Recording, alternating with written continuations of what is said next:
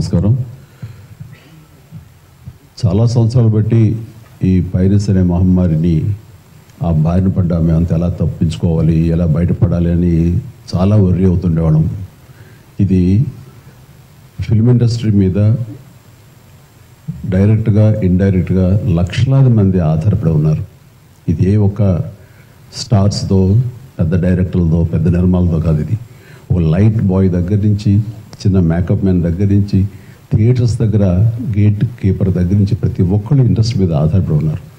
ఇంతమంది కష్టాన్ని ఒకడు అప్పనంగా వచ్చి దోచుకుంటుంటే, దౌర్జన్యంగా వాడు ఎదురు సవాళ్ళు ఇసురుతుంటే ఇది తట్టుకోలేని పరిస్థితి. సో ఇలాంటి వాటికి మార్గం ఏమిటి, ఎలా బయటపడాలి అనే దాని మీద తర్జన భర్జన పడుతున్నప్పుడు ఈ సమయంలో గత కమిషనర్ సివి ఆనంద్ గారి ఆధ్వర్యంలోనూ, అప్పుడు ఏఎస్పీ కవిత గారు, శ్రీనివాస్ గారు, వీళ్ళ అలాగే ఆయన వెళ్ళిపోయిన తర్వాత దాని తర్వాత మళ్ళీ ఇది ఇలాగే ఉంటుందా, ఇలాగే కుంటుపడిపోతుందా, ఇలాగే తెరమరుగైపోతుందా అనుకున్న సమయంలో సినిమా ఇండస్ట్రీ గురించి, సినిమా కష్ట నష్టాల గురించి బాగా తెలిసినటువంటి, అన్ని రకాలుగా కాచి వడపోసినటువంటి, ఎంతో కన్సర్న్ ఉన్నటువంటి వ్యక్తి మన సిపి సజ్జనార్ గారు. ఆయన చూపించిన చొరవకి, ఆయన అసిస్టెంట్ ట్రయల్స్కి మిగతా ఆఫీసర్స్ అందరూ సహకరించిన దానికి ఈ రోజున ఎవడైతే ఛాలెంజ్, ఏ పైరేట్ అయితే కనుక ఛాలెంజ్ విసిరేయడో దమ్ముంటే చూసుకోండి అతన్ని ఈ రోజున పట్టుకోవడానికి వారు సహకరించారు.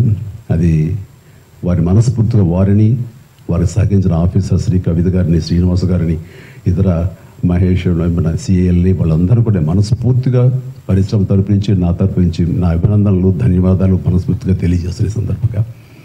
అండ్ ఆ తర్వాత ఇది ఇలాగే ఆగిపోకుండా కొనసాగే విధంగా పరిశ్రమ ఒక్కటిగా ఉంటూ, ఆరు సినిమా తీసావు, రిలీజ్ అయిపోయింది, దానికి మన బాధ లేదు అనుకోకుండా ప్రతి ఒక్కళ్ళు కూడా ఇది మన పరిశ్రమ, ఇక్కడ ఎంతో లబ్ధి పొందాము, దీనివల్ల మనం అభివృద్ధిలోకి వచ్చాము, దీన్ని కాపాడవలసిన బాధ్యత మన అందరికీ ఉందని ఒక సంఘటితంగా ఒక్కటై పోలీసు వారిని ఆశ్రయించి వాళ్ళ సహకారం తీసుకుంటూ, వాళ్ళకి మనం కాంప్లిమెంట్ చేస్తూ ఇలా ఒకళ్ళొకరు సమన్వయపరుచుకుంటే కనుక ఖచ్చితంగా ఇది ఏదో రోజుకి ఇది రూపం ఆపడానికి మన ప్రయత్నం మనం చేయొచ్చు. అండ్ ఇది ఈ రోజున గ్రేట్ అచీవ్మెంట్, ఈ ఐబొమ్మ నిర్వాహకుని పట్టుకోవటం. అలాగే last time Madras Tamil blasters అని అతన్ని పట్టుకోవటం.